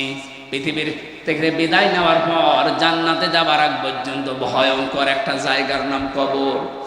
আপনি আমাকে আজকে একটু কথা দেন, কবরে দেওয়ার পরে যে ফেরেশতা আসবে তাদের যে প্রশ্নের উত্তর, এটা আমি খাদিজা আমি দিতে পারবো না, আমার নিজের প্রতি নিজের বিশ্বাস নেই, আপনি এই জবাবটা নিজে দিয়ে দেবেন। নবীজি বললেন, আদম থেকে শুরু করে পর্যন্ত কেউ কারো কবরে জবাব দিয়ে দেয়নি, এটা আমি পারবো না। আপনি একটু লক্ষ্য করেন, এখানে নবীজি বললেন কি, আদম থেকে শুরু করে পর্যন্ত কেউ কারো কবরের জবাব দিয়ে দেয়নি, এটা আমি পারবো না। অথচ বাংলাদেশে বহু ভণ্ড পীর এটা ছড়িয়েই দিয়েছে, এ দরবারে মুরিদ হলে কবরের হিসাব ওনাকে সে দিয়ে দেবে। এটা যে পুরা প্রতারণা, বাটপারি, চিটারি, আর কারো কাছে ফতোয়া নেওয়া লাগবে? এই ভ্রান্ত ধারণায় যারা আছেন এক্ষণে আপনি থামবেন। কিসের পীর, কিসের বাবা? নবীজি নিজে তার স্ত্রীকে গ্যারান্টি দিতে পারছেন না। হযরতে খাদিজাতুল কুবরা বলেন, হে নবী, আপনি যদি আমাকে কিছুই না বলেন, এই যে আমি সেজদায় গেলাম, আমার মালিক যখন কিছু না জানাবে যতক্ষণ আমি সেজদা থেকে মাথা তুলব না। নবীজি দাঁড়িয়ে আছেন, হঠাৎ ফেরেশতা জিবরাইল এসে বলে, হে নবী, খাদিজাকে আপনি মাথা তুলতে বলেন, তার চোখের পানি আরশে মঞ্জুর হয়ে গেছে। আল্লাহ রাব্বুল আলামিন নিজে আপনাকে অর্ডার দিয়েছেন, খাদিজার প্রশ্নের জবাব আপনি দিয়ে দেবেন। নবীজি বললেন, কি বলো জিবরাইল? আমি আজ পর্যন্ত কোনোদিন এ ব্যবস্থা কারো পক্ষে পাইনি, না খাদিজার পক্ষে আল্লাহ দিয়েছেন, আপনাকে দেওয়া লাগবে। হযরতে খাদিজাকে ডাক দিয়ে বললেন, মাথা তোলো, তোমার চোখের পানি আরশে পৌঁছিয়ে গেছে, তোমার কবরের জবাব দেওয়া লাগবে না, আমি নিজে দিয়ে দেব তোমারটা। হযরতে খাদিজা ওই দিন বলেছিলেন, হে আমার স্বামী, আপনার জন্য এই ঘরটা আমি নয়েজ মুক্ত রাখি, শব্দ, গোলমাল, আওয়াজ এগুলো থেকে আপনাকে আমি শান্তিতে রাখি। ঘরে আসলে আপনার স্বামী বাইরে থেকে যখন আসবে, ঘরটা আপনি শান্ত নির্মল করে দেবেন। খাদিজাতুল কুবরা এই কাজ করার কারণে তার জন্য আল্লাহ একটা জান্নাত ঘর বানিয়ে রেখেছেন। আপনি যদি আপনার স্বামী যখন বাইরে থাকবে কর্মজীবনে, দিনের কাজে, মানবতার কাজে, ভেতরে আসার সঙ্গে সঙ্গে যেন একটা স্বচ্ছ, নির্মল, শান্ত একটা ঘর উপহার পায়, আপনাকেও খাদিজার মতো আল্লাহ একটা ঘর জান্নাতে বানিয়ে দেবেন। খাদিজা ওই দিন বলেছিলেন, হে রাসূল, আমি আপনার কাছে জানতে চাই, আপনার যে জুব্বা মোবারক আছে এইটা দিয়ে আমার কাফন বানাবেন। ঠিক আছে, এটা তো আমার আন্ডারে, আমি দিয়ে দিলাম। 2 নম্বরে আপনি আমার কবরের ভেতরে একটু গড়াগড়ি করবেন, কারণ আমি জানি আপনার শরীর যেখানে লাগবে ওখানে জাহান্নামের আগুন পৌঁছাবে না। বিশ্বনবী তার ইন্তেকালের পরে 3 দিন পরে দেখা যাচ্ছে খাদিজার ইন্তেকাল হয়ে গেল। মুহাম্মদ রাসূলুল্লাহ নিজে তার জুব্বা মোবারক দিয়ে কাফন বানিয়ে দিলেন, কবরের ভেতরে নিজে একটু গড়াগড়ি দিলেন, নিজের হাতে খাদিজাকে কবরে শায়িত করার পরে উপরে মাটি দিয়ে সাহাবা একরাম বলে, হুজুর আপনি যাবেন না? নবীজি বলেন, সাহাবীরা তোমরা চলে যাও, খাদিজার সাথে আমার কিছু কথা দেওয়া আছে। কিছুক্ষণ ফেরেশতা এসে বলে, মার রব্বুকা ওয়া মান নাবিয়্যুকা ওয়া মা দীনুকা। ওপর থেকে মুহাম্মদুর রাসূলুল্লাহ ডাক দিয়ে বলছে, ফেরেশতারা থামো, খাদিজাকে প্রশ্ন করার দরকার নেই। খাদিজার আল্লাহ আমার ওই আল্লাহ, খাদিজার ধর্ম আমার ওই ধর্ম, আর খাদিজার নবী আমি নবী, নিজেই বলছি মুহাম্মদুর রাসূলুল্লাহ। খুলনাবাসী, আমি আগেই বলেছি এটা আমার বিভাগ। বাংলাদেশে 8টা বিভাগের চাইতে বিভাগের মানুষকে এমনিতে একটু মানুষ হিসাবে ভালোবাসি বেশি। এ বিভাগের নারী পুরুষ আমার কাছে সবচাইতে বেশি আপন। বড় আশা নিয়ে, বড় ভরসা নিয়ে বলছি, আপনি দেখতে পাচ্ছি আপনি জাহান্নামী হয়ে যাচ্ছেন। অতঈনু আলা দীনি যাওজাতিহা। 3 নম্বরে নবীজি বললেন, ওই মহিলাকে আল্লাহ জান্নাতে পৌঁছিয়ে দেবে যে মহিলা তার স্বামীকে দিনের পথে চলার জন্য, দিন কায়েমের জন্য সাহায্য করে, উৎসাহ দেয়। অথচ এরকম মহিলা এখন পাওয়া যাচ্ছে না। কথা বলেন ঠিক কিনা? হয়তো আজকেও যশোরে আমার মাহফিল ছিল দিনের বেলায়, জোহরের সময় চৌকাছাতে একটা মেয়ে ফতোয়া দিয়েছে, প্রশ্ন দিয়েছে যে নারী পুরুষের একামতে দিনের কাজ করা লাগবে। কোথায় আছে? কোথায় আছে মানে সূরা তাওবার 71 নম্বর আয়াত তার দলিল। নারী হোক আর পুরুষ হোক, যে যেই স্থানে আছে ওখান থেকে একামতে দিনের কাজ করা নামাজ রোজার মতো ফরজ, বরং তার চাইতেও বড় ফরজ। একামতে দিন কায়েম করতে গিয়ে নবীজি নামাজ ছেড়ে দিয়েছিলেন 4 ওয়াক্ত, রোজা ছেড়ে দিয়েছিলেন বদরের 17 রমজান। এক কথা বলছেন না কেন? দিন কায়েমের জন্য নবীজি যদি নামাজ ছেড়ে দিতে পারেন, কাজা করতে পারেন, রোজা ছেড়ে দিতে পারেন, তাহলে নামাজ রোজার চাইতে এটা আপনার জীবনে আরো গুরুত্বপূর্ণ কাজ। এটা শুধু নারীর জন্য পুরুষের জন্য না। ওয়াল মুমিনুন বা'দুহুম আউলিয়াউ বা'দ। এখানে মুমিন নারী মুমিন পুরুষ দুইজনের কথাই আছে। সুতরাং যারা নিজের স্বামীকে ইসলাম কায়েমের জন্য আপনি উদ্বুদ্ধ করবেন, সাহায্য করবেন, ছাড় দেবেন, তাকে সময় দিয়ে দেবেন, আল্লাহ আপনার জান্নাতের 8টা দরজা নিজে খুলে রাখবে। বলেন সুবহানাল্লাহ। 5 না 4 নম্বরে, স্বামী যতক্ষণ বাইরে থাকবে স্বামীর সম্পদ এবং স্বামীর সন্তান আপনি হেফাজত করে রাখবেন। আজ হাজারো মেয়ে লোক স্বামী বাড়ি থাকে না, সন্তানের হাতে মোবাইলটা দিয়ে উনি সারাদিন নিজে সিরিয়াল দেখতেছে। না, এরকম মহিলা আমরা চাই না। আমরা চাই খাদিজাতুল কুবরার মতো, যিনি ফাতেমা তৈরি করবে, কথা বলেন, যিনি উম্মে কুলসুম তৈরি করবে, যিনি রুকাইয়া তৈরি করবে, এরকম মা আমরা ঘরে ঘরে দেখতে চাই। কথা বলেন ঠিক কিনা? 5 নাম্বার, ওই মহিলার জন্য আল্লাহ জান্নাতের দরজা খোলা রাখবেন যেই মহিলা স্বামী যেটা পছন্দ করে ওটা যদি জায়েজ হয় সে নিজে ওইটা পছন্দ করবে। এটা আসেনি। 100টার 98টা পরিবারে আমরা পাচ্ছি না। স্বামী যেটা পছন্দ করে জায়েজ, অথচ স্ত্রী ওইটা চায় না। আমি 27টা পেয়েছি, তার একটা বলছি। আমি সহ যত স্বামী এখানে বসে আছে প্রত্যেকটা স্বামী পছন্দ করে এবং চায় যে বিয়ের পরে যেন আমার মা বাবা আমার সাথে থাকে। কথা বলে না কেন? তো 100টার 98টা পরিবারে এটা চায় না। এই মেয়েটা চায় না, শুধু এর দোষ না, এই মেয়েটাকে কান পড়া দেয় ওর মা আর ওর বড় বোন। ওখান থেকে খালি বারবার ফতোয়া দেয়, ওই আর কতদিন থাকবি, তাড়াতাড়ি আলাদা হ। সম্মানিত মা বোনেরা, আপনার মা আপনার বড় বোন যদি আপনাকে জান্নাতে যাওয়ার প্রতিবন্ধকতা সৃষ্টি করে, এরকম মার বাবার কথা মানা। আরো জোরে বলেন। এই যে আরাফ নামক যে প্রাচীরের ওপরে আপনি দাঁড়িয়ে আছেন, এই হাদিসের ব্যাখ্যা বলতে গিয়ে আমি হাদিসটা নিয়ে আসলাম। বিশ্ব নবী জানিয়েছেন ওদেরকে আল্লাহ জান্নাতে দিচ্ছে না কারণ তারা মা বাবার হক আদায় করেনি। 2 নম্বর, নবীজি বললেন ওদেরকে জাহান্নামে আল্লাহ দেবে না। সাহাবী প্রশ্ন করলেন হযরতে আবু যর গিফারী রাদিয়াল্লাহু তাআলা আনহু, হে নবী এদেরকে জান্নাতে দিচ্ছে না বুঝলাম, জাহান্নামে দেবে কেন? এখন বিশ্ব নবী বলেন এই মানুষগুলো দুনিয়ায় আর যাই করুক, একামতে দিনকে কায়েম করার জন্য সর্বাত্মক চেষ্টা চালিয়েছে, এই কারণে আল্লাহ তাদেরকে জাহান্নামে দেবে না। এটা শুধু খুলনা না, সারা পৃথিবীতে ছড়িয়ে যাচ্ছে। কত সাংবাদিক দেখছেন না, সবাইকে উদ্দেশ্য করে আমি ঘোষণা দিতে চাই। সূরা সফের 10 নম্বর আয়াতের দলিল, হাল আদুল্লুকুম আলা তিজারাতিন তুনজিকুম মিন আযাবিন আলীম। তোমাদেরকে এমন একটা ব্যবসার কথা বলবো যেটা করলে জাহান্নামের আগুনে যাওয়া লাগবে না। তুমিনুনা বিল্লাহি ওয়া রাসূলিহি ওয়া তুজাহিদুনা ফি সাবিলিল্লাহ বিআমওয়ালিহিম ওয়া আনফুসিহিম যালিকুম খায়রুল লাকুম ইন কুনতুম তা'লামুন। আল্লাহর প্রতি ঈমান আনার পরে, রাসূলের প্রতি ঈমান আনার পরে, এই দুইটাকে সামনে নিয়ে তাদের বিধান জমিনে কায়েম করার জন্য জান আর মাল দিয়ে যারা জিহাদ করবে তাদেরকে আল্লাহ জাহান্নামে দেবে না। সুতরাং এই পৃথিবীতে যারা দিন কায়েমের জন্য চেষ্টা চালান, অন্যান্য যদি কোনো গুনাহ হয়েও থাকে, আল্লাহ অন্তত আপনাকে জাহান্নামে দেবে না, এই গ্যারান্টি আমি দিতে পারি। জাহান্নামে যাবেন না, কিন্তু জান্নাতে যেতেও পারছেন না মা বাবার হক আদায় না করার কারণে। কথা বলেন না কেন? হাদিসের শেষে আমি আর পাইনি যে নবীজি আর জানাননি যে তারা যাবে কোথায়। খুলনাবাসী জান্নাতেও যেতে পারছেন না মা বাবার হক আদায় না করার কারণে, জাহান্নামে আল্লাহ দেখছেন না একামতে দিনের দায়িত্ব পালন করার কারণে। যদি ওই আরাফ নামক প্রাচীরের উপরে দাঁড়িয়ে থাকা লাগে, কি হবে বলেন তো? ওই রকম জীবন আমরা চাই? বলেন বলেন।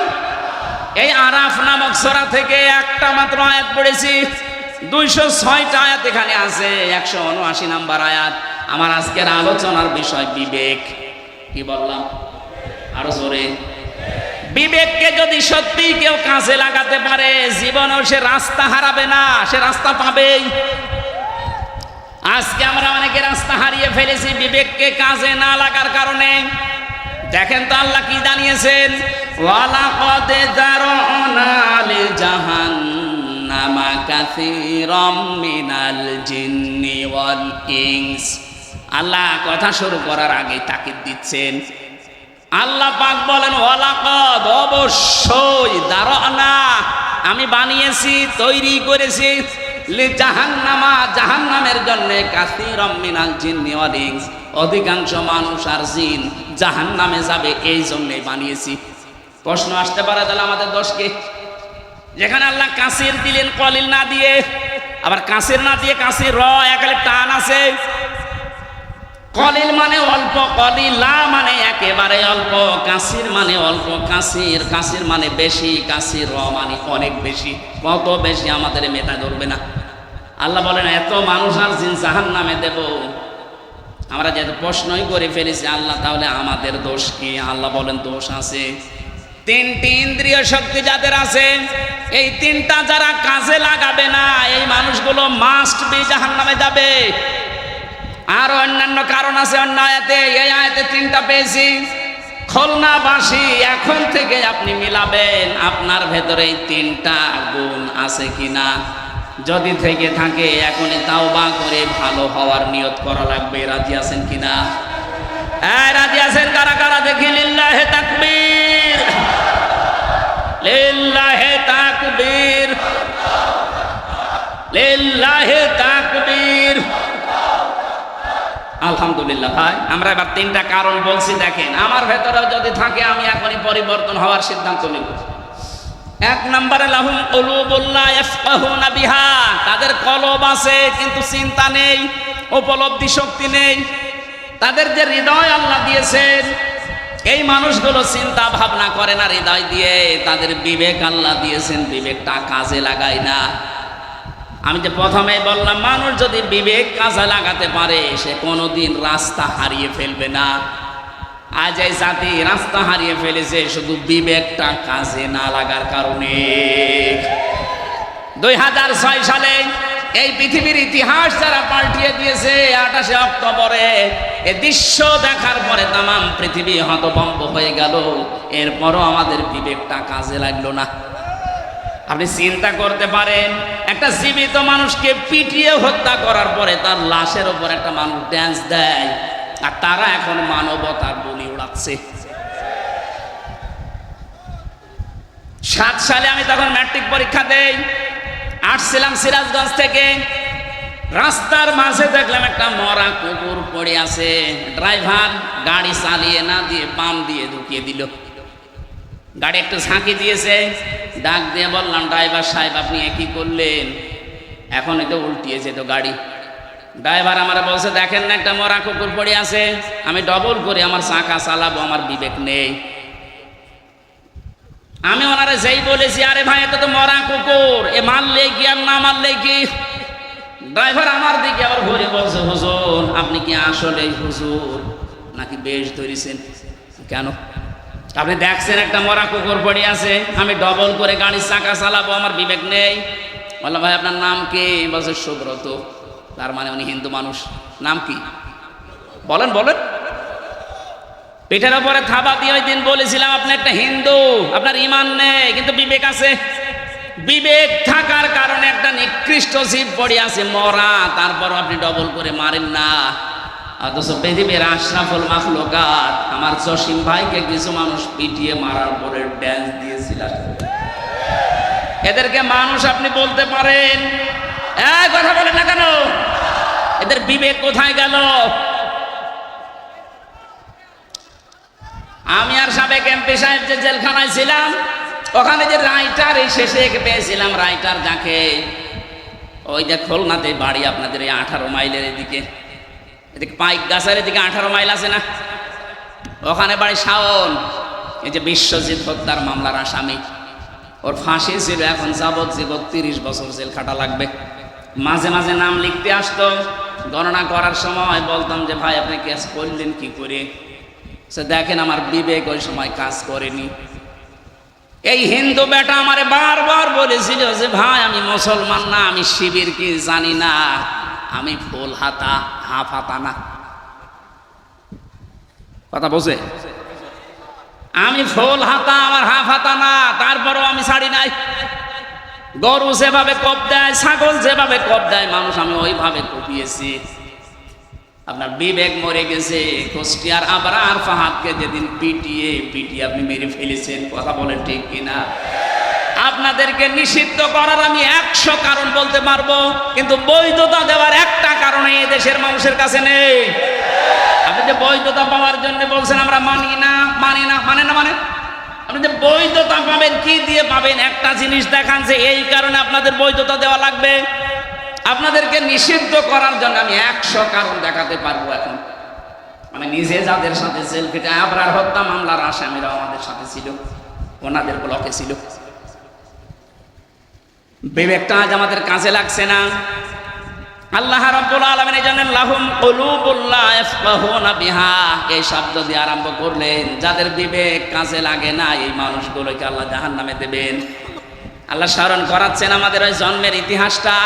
হালা আতা আলাল ইনসানি হিনুম মিনাদ দাহরি লাম ইয়াকুন শাইআম মাদকুরা। আল্লাহ পাক বলেন, মানুষের জীবনে কি এমন সময় অতিবাহিত হয়ে যায়নি যে সময় উল্লেখ করার মতো সে কিছু ছিল না? আমাকে যদি আল্লাহ বলে, হামজা নেই থেকে তোকে আমি এ পর্যন্ত বসিয়েছি, এর মাঝে তোর মা বাবা শুধু বিছানায় ছিল, বাকি যা করার কে করেছে? বলেন। বিজ্ঞান এখন প্রমাণ করছে, ফালিয়ানজুরিল ইনসানু মিম্মা খুলিকা মিম্মা ইন দাফিক ইয়াখরুজু মিন বাইনিস সুলবি ওয়াত তারাইব। এই যে সুলবুন আর তারাইব, এই শব্দ দুইটা নিয়ে বাবার স্ফলিঙ্গ দিয়ে দ্রুত গতিতে যে পানিটা বের হয়ে মায়ের রান রেহেমের ভেতরে জমা হয়, বিজ্ঞান জানিয়েছে চুল, রক্ত, গোশত আর চর্বি এগুলো আল্লাহ তৈরি করেন।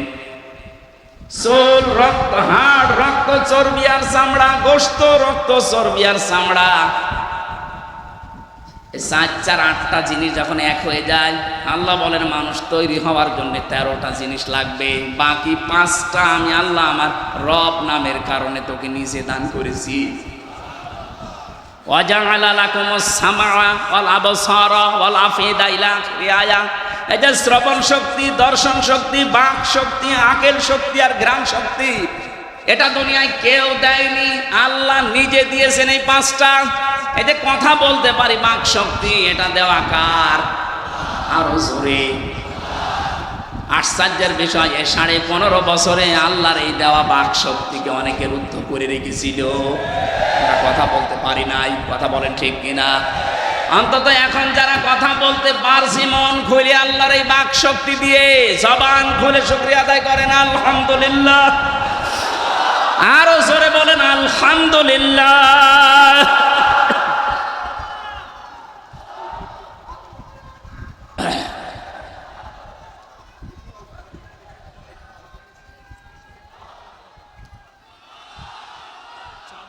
না কিছু লাগবে,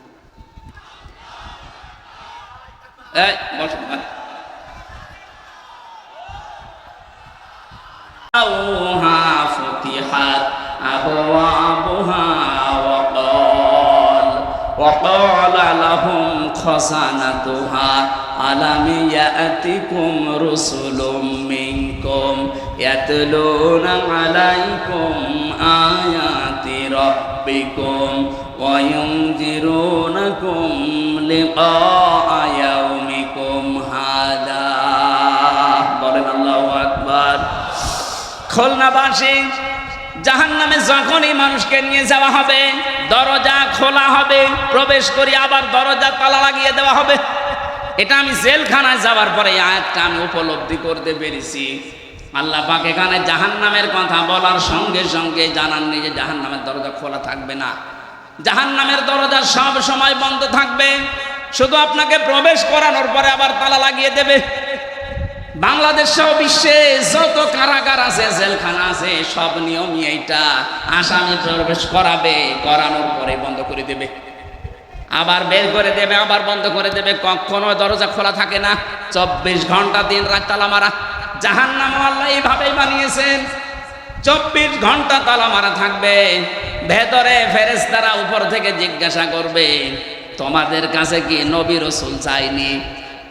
খুলনার মানুষেরা হয়তো ওই সময় বলতে পারে না, ১৫০০ বছর আগে নবী রাসূল পার হয়ে গেছে, আমি নবী রাসূল পাবো কোথায়?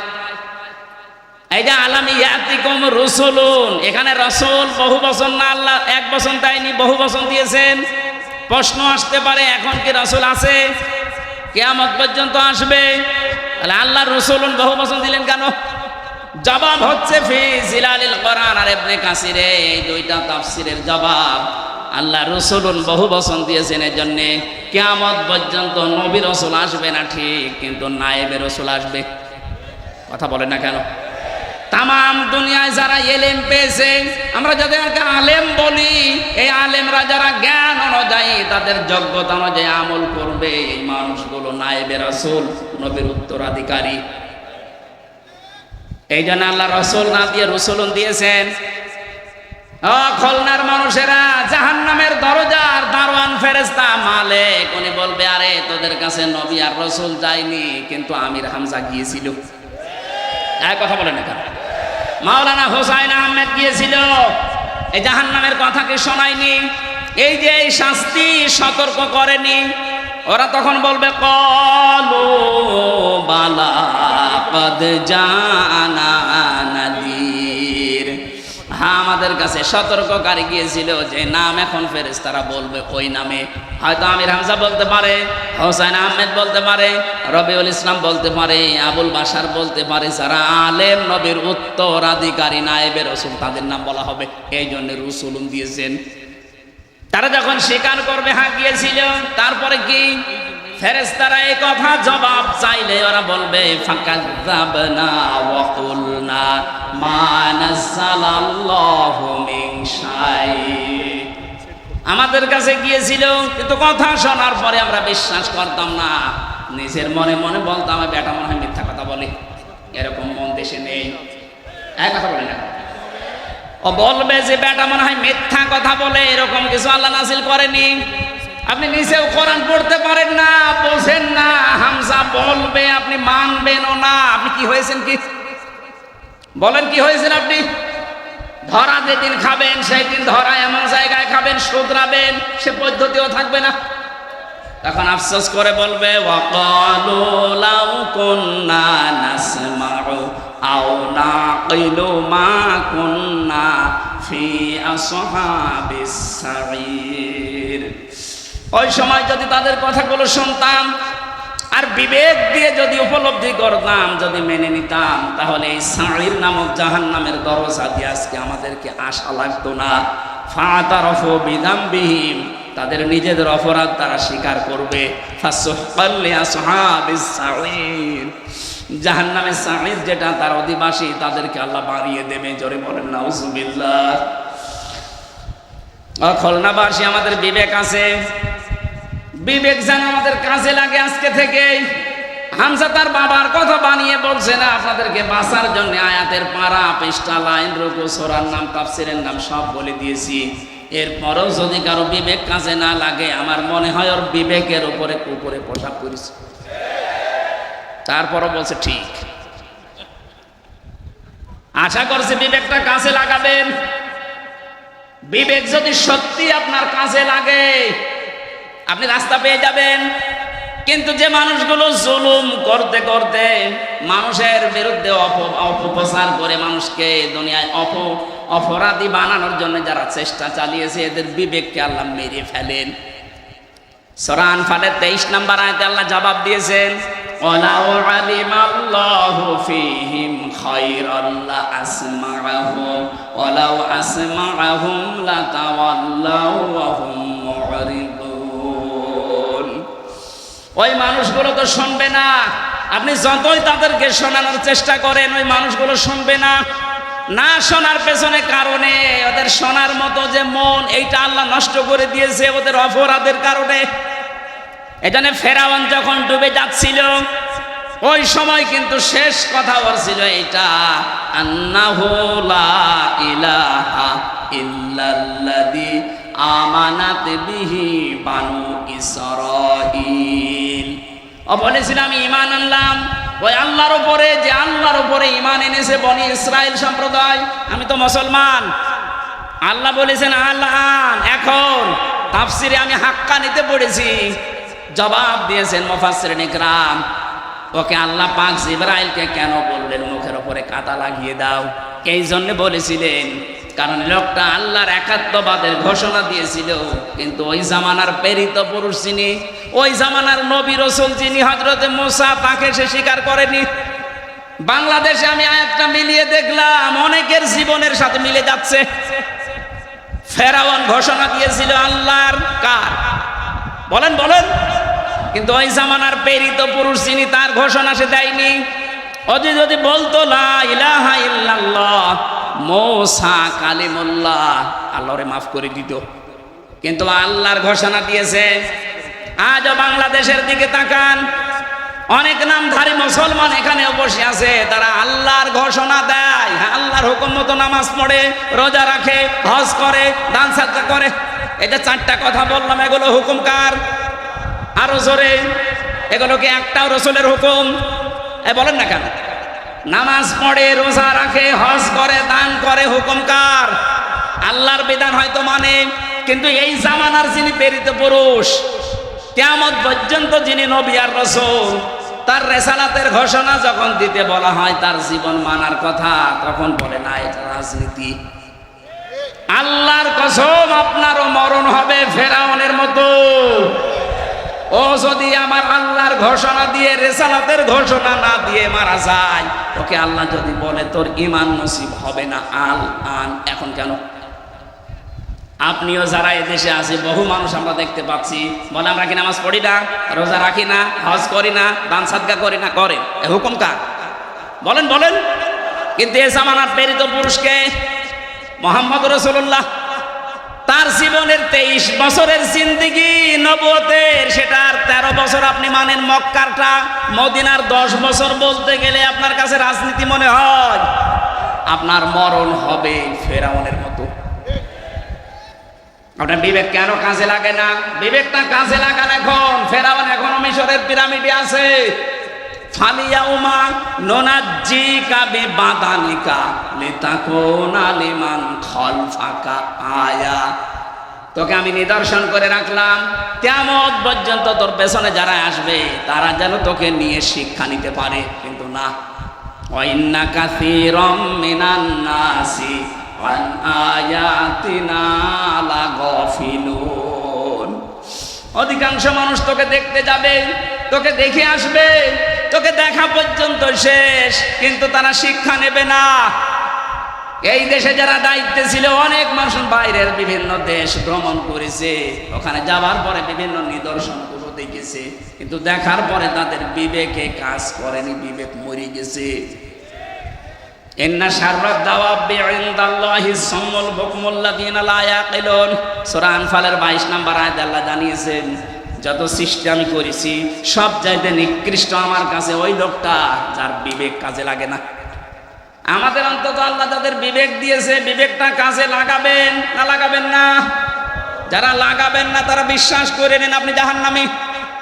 আলাহুম আয়ুনুল লা ইউবসিরুনা বিহা, আল্লাহ আমাদের চোখ দিয়েছেন, যেটা দেখার দরকার ওইটা আমরা দেখি না, যেটা না দেখা দরকার ওইটা আমরা অনেকেই দেখছি। কথা বলেন ঠিক কিনা? যাদের মোবাইলে এমন কোন দৃশ্য আছে যেটা নিজে দেখলে আনন্দ পায়, অন্য কেউ দেখলে লজ্জা পায়, এমন দৃশ্য নেই? এক কথা বলেন না কেন? যেগুলো আছে এই মুহূর্তে ডিলিট করা লাগবে।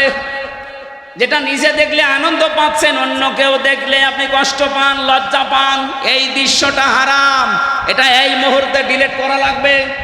কারা কারা ডিলিট করবেন হাত তোলেন তো দেখি, আপনার মোবাইল দেখে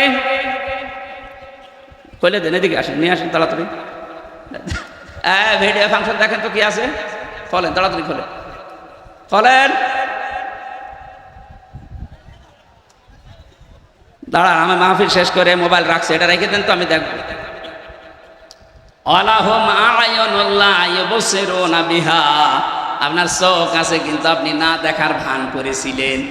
28 অক্টোবর আপনি দেখতেছেন, তারপরও দলীয় লোক কিছুই বলেননি। এই কথা বলেন এখন। আজকে ওর 100 ভাগের 1 ভাগ কিছু হলে আপনি চিল্লিয়ে ওঠেন কেন? ওই সময় আপনার বিবেক কি মরে গেছে? ওই সময় আপনার চোখ ছিল না? আলাহুম আযানুন লা ইয়াসমাউনা বিহা, ওদের কান আছে কিন্তু ওরা শোনেনি। দুনিয়ার সব কিছু শুনতো, আমার কোরআনের কথা শুনতো না। কথা বলেন ঠিক কিনা? কত কিছু রেডিওর পর্দায় শুনতেন, টেলিভিশনে শুনতেন, পত্রিকায় শুনতেন, শোনার পরও বলতেন না। খালি বিভিন্ন রকমের মিথ্যা ট্যাগ দিয়ে আপনি সব চেপে যেতেন। আপনার বিবেকটা, এই কানটা, চোখটা কি করেছিলেন? এই তিনটি ইন্দ্রিয় শক্তি যারা কাজে লাগায় না, উলাইকা কাল আনআম, আল্লাহ বলেন এগুলো মানুষ না, চতুষ্পদ জানোয়ার। বালহুম আদল, তার চাইতেও নিকৃষ্ট। বলেন নাউজুবিল্লাহ। উলাইকা হুমুল গাফিলুন, তারা গাফেল। আল্লাহ এই আয়াতটা বাস্তব জীবনে আমরা যেন সেট করতে পারি, সেই তৌফিক দাও। বলেন আমিন। আবু হুরায়রা রাদিয়াল্লাহু তাআলা আনহু থেকে বর্ণিত হাদিস বলেছিলাম, মান কারাআল কোরআনা, যে ব্যক্তি কোরআন পড়ে। আর এই উদ্দেশ্য নিয়ে 65 বছর আগে মাদ্রাসা কায়েম করা। কথা বলেন ঠিক কিনা? যারা কোরআন পড়ছেন আপনারা, ফাস্তাজহারাহু, কোরআনকে যারা ইজহার করার চেষ্টা চালাবেন, এজহারের 99টা অর্থ আছে। এজহার মানে প্রকাশ করা, এজহার মানে দাঁড় করানো, এজহার মানে বিজয় করা, এজহার মানে কায়েম করা। কোরআন যারা পড়ে এবং কোরআনকে যারা বিজয়ী করার জন্য চেষ্টা চালায়, ফাহাল্লা হালালাহু ওয়া হাররামা হারামাহু, এর ভেতরে হালালকে হালাল জেনে মেনে নেয়, হারামকে হারাম জানার পরে ছেড়ে দেয়। আদখালাহুল্লাহুল জান্নাহ, আল্লাহ পাক তাকে জান্নাতে প্রবেশ করিয়েছে না করাবে? না না, আদখালা এটা মাঝি, আদখালা ইদখিলু এটা অতীতের শব্দ। নবীজি বোঝাতে চেয়েছেন, কোরআনে কারীম যদি তোর দেশে কায়েম হয়ে যায়, বিজয় হয়ে থাকে, তাহলে কোরআনে কারীম বিজয় থাকলে হালালকে হালাল মানা, হারামকে হারাম মানা সহজ হবে। আজ কোরআন এই দেশে কায়েম নেই, এজন্য হালালকে হালাল জানার পরও আমরা অনেক কিছু মানতে পারি না। কথা বলেন ঠিক কিনা? হারামকে হারাম জানার পরও আমরা অনেক কিছু ছেড়ে দিতে পারি না। এটা কোরআন কায়েম থাকলে, বিজয় থাকলে আপনি বাধ্য হবেন। এই জন্যই দরকার এইরকম মানুষগুলোকে কোরআন বুকে নিয়ে যেন সংসদে 151 জন যেতে পারে। এ ব্যবস্থা আমরা করে দিতে রাজি নেই। এটা রেকর্ড হচ্ছে। আগামীতে এই 53 বছর তো আমরা দেখেছি, বাবা চালিয়েছে, স্বামী চালিয়েছে, চাচা চালিয়েছে, বউ চালিয়েছে, ভাবি চালিয়েছে। এখন শুধু বাকি আছে এই কোরআন দিয়ে দেশ চললে কেমন দেখা যায়। কথা বলেন ঠিক কিনা? আমার জীবনের সবচাইতে বড় স্বপ্ন যে 56,000 বর্গ মাইল এটা দিয়ে চলছে। আল্লাহ যেন এটা দেখে মরার তারপরে তৌফিক দেন। যারা যারা চান এটা দিয়ে এই দেশ চলুক, একটু হাত তুলে আল্লাহকে দেখিয়ে দেন। লিল্লাহি তাকবীর। এই দাবি যদি আমাদের এই দেশের 18 কোটি মানুষের কাছে নাও পৌঁছায়, আরো সে পৌঁছে গেছে ইনশাআল্লাহ। আল্লাহ এই উদ্দেশ্য নিয়ে আমাদেরকে যেন মাফ করে দেন। আল্লাহুম্মা আমিন। লা ইলাহা ইল্লা আনতা সুবহানাকা ইন্নী কুনতু মিনাজ জালিমিন। লা হাওলা ওয়ালা কুওয়াতা ইল্লা বিল্লাহিল আলিয়্যিল আযীম। এই মোনাজাতটা বসে করেন, মোনাজাত বসে করেন, আমি মুসাফির মানুষ। রব্বানা যালামনা আনফুসানা ওয়া ইল্লাম তাগফির লানা ওয়া তারহামনা লানাকুনান্না মিনাল খাসিরিন। রব্বুল আলামিন, খুলনা শিরোমণি ঐতিহাসিক এই ময়দানে 3 দিন ব্যাপী তোমার কোরআনের কথাগুলো হচ্ছে। সমাপনী দিবসে আমরা বিবেকের উপরে কিছু কথা বলার পর, শোনার পরে হাত তুলেছি। রব্বুল আলামিন, তুমি আমাদের বিবেককে কাজে লাগানোর তৌফিক দাও। এ বিশাল আয়োজনে যদি সওয়াব দিয়ে থাকো, কোটি কোটি গুণে বাড়িয়ে দাও। এই আলোচনার সাথে, এই মাহফিলের সাথে যারা যুক্ত আছে, যাদের মা বাবা নেই, আল্লাহ কবরগুলোকে সওয়াব পৌঁছিয়ে শান্তি বৃদ্ধি করে দাও। আজকের মাহফিলের সভাপতি তোমার গোলাম অধ্যাপক মিয়া গোলাম পরোয়ার। আল্লাহ তার বাবাকে হারিয়েছে, সন্তানের হাত নাকি তুমি ফেরত দাও না। তার অনেকগুলো ভাই বোন হাত তুলেছে। সন্তানদের ওসিলা করে মরহুম মিয়া আব্দুল হামিদকে মাফ করে দাও, তার কবরটা জান্নাতুল ফেরদাউস বানিয়ে দাও। আল্লাহ তাআলা ডাক্তার শেখ মহিউদ্দিন সাহেব কিছুক্ষণ আগে দোয়া চেয়েছে তার বাবার জন্য। মরহুম শেখ আকিজউদ্দিনকে তার স্ত্রী সহ কবরে আসেন, মাফ করে দাও। এ মাহফিলের সাথে যারা জড়িত, এ মাদ্রাসার দায়িত্বে যারা আছে, হযরতে ওমরের মতো তাদেরকে তুমি ক্ষমা করে দাও। সম্মানিত মা বোন যারা এসেছেন, এদেরকে তুমি খাদিজার মতো, আয়েশার মতো বানিয়ে দাও। অনেকে স্বামী সংসারে অশান্তিতে আছে, আল্লাহ তুমি তাদেরকে শান্তি দান করো, তাদের পেটে এমন সন্তান দান করো আল্লাহ তাআলা, যেটা হযরতে ওমরের মতো হবে, হযরতে আবু বকরের মতো হবে, হযরতে খালিদ ইবনে ওয়ালিদের মতো হবে। 3টা বছর আমি জেলখানায়, আমি অসুস্থ হয়ে পড়েছি আল্লাহ, স্বাভাবিক হচ্ছে না শরীরটা। তোমার কাছে আমি ভিক্ষা চাই, আমার কণ্ঠ, আমার শরীর, আমার এলেমকে তুমি আগের অবস্থায় আবার ফিরিয়ে দাও। এই মাহফিলের সাথে যারা জড়িত আছে, যে যুবকদেরকে মা পেটে নিয়েছে, মায়ের পেট তুমি ধন্য বানিয়ে দাও। এই শিরোমণি এলাকায় মাটির নিচে যত মানুষ ঘুমিয়ে আছে, কোরআনের ইজ্জতে মাফ করে দাও। আগামীতে এই মাহফিলটা কোরআনের প্রসারের জন্য বিশাল আকারে কবুল করে নাও। আল্লাহুম্মা গফিরলি ওয়ারহামনি ওয়াহদিনি ওয়াফিনি ওয়ারযুকনি ইয়া রাব্বাল আলামিন। আল্লাহ মা বাবা যাদের বেঁচে আছে সহি সালামতে রাখো, সুস্থ রাখো। আমার সফর সঙ্গে মাওলানা হোসাইন তার বাবাকে হারিয়ে ফেলেছে ছোট বয়সে, আল্লাহ তার বাবার কবরটা তুমি জান্নাত বানিয়ে দাও। বারাকাল্লাহু লানা ওয়া লাকুম ফিল কোরআনিল আযীম। কখন কার কাছে আজরাইল আসে জানি না, যখনই আজরাইল আসবে একবার হলেও যেন পড়তে পারি লা ইলাহা ইল্লাল্লাহু মুহাম্মাদুর রাসূলুল্লাহ।